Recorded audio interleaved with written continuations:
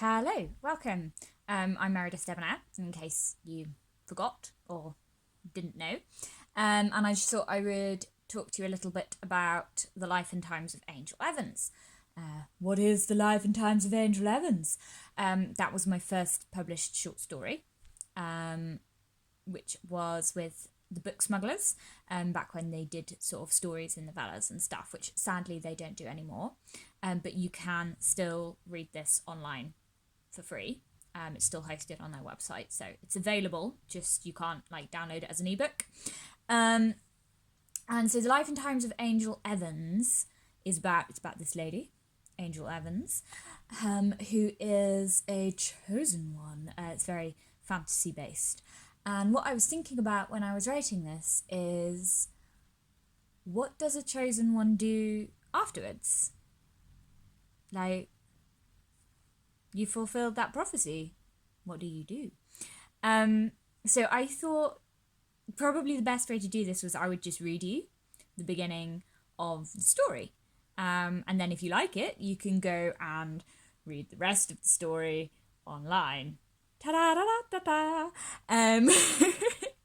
So, and just if you're wondering, this beautiful artwork here.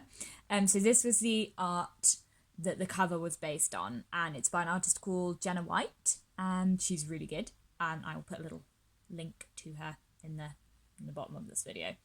So if I just read you the beginning, if I find that.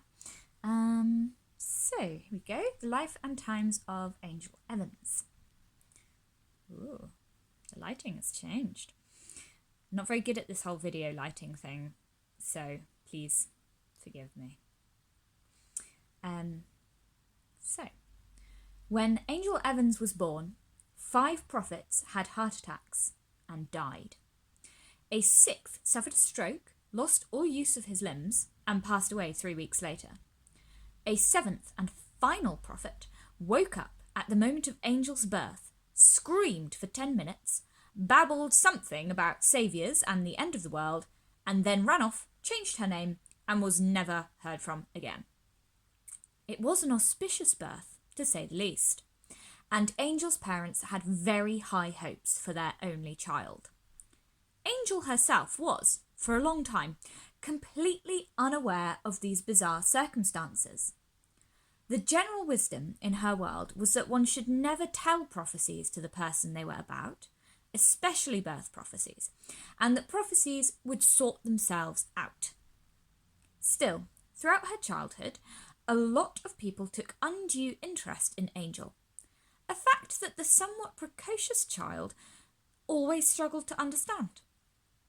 By the age of 8, Angel knew the 9 words of banishment, could recite both her law and her law books by heart, and had a skill at summoning elementals that her tutors referred to as uncanny.